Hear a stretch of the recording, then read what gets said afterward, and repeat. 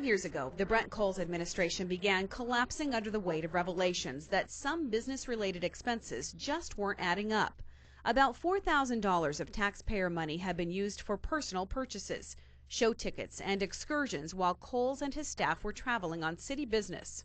I'm here this morning to announce my resignation as mayor of this great city. In February of 2003, Boise's mayor stepped down. In his first television interview since that day, Coles says it was a low point of an otherwise distinguished political career. The worst part was leaving office. The worst part was feeling that I had let my community down, my family down, and I would not be able to provide for myself or my family again. I mean, that's the worst part. It's the worst feeling that an individual can have, is that I can't move forward. I can't see. It's dark. You look forward and all you see is darkness. You say, people come up to you and say, oh, you're going to be fine. Yeah, you're crazy. I'm not going to be fine. I'm not fine. Today, Brent Coles says he is fine, better than fine in his estimations. But looking back on that challenging chapter in Boise's past, there is obvious regret. The city travel and spending scandal took away not only his career, but the livelihoods of many of those around him, his assistant, a city attorney, Boise's police chief, and others. At-will employees who lost the confidence of the council. That's very significant and very unfortunate. People that really should have been given the opportunity to grow and develop and stay in their positions were taken out of their positions after doing nothing but their jobs and serving well the city for years.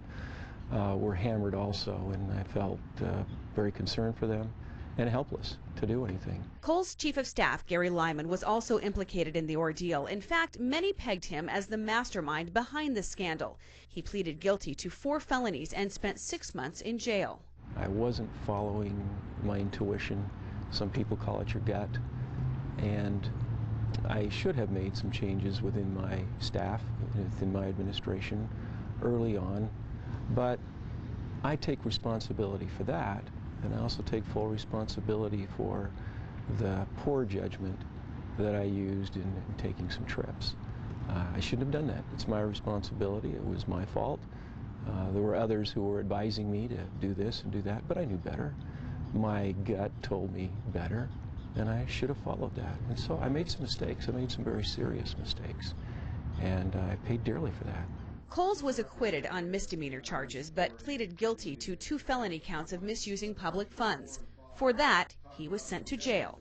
I knew I was going to go there. I knew I was going to go there before, as this thing was rolling along. It had to happen. The judge had to put me in jail. It was what the community was calling for, at least a part of the community. Coles was granted a withheld judgment, meaning his guilty pleas were set aside and his case was dismissed after jail time and probation were completed. It also meant he could vote and run for office. But will he? Do you see yourself being a public servant again? I can't see myself being a public servant. The way you went about your legal battle, it does allow you to pursue politics again. Yeah.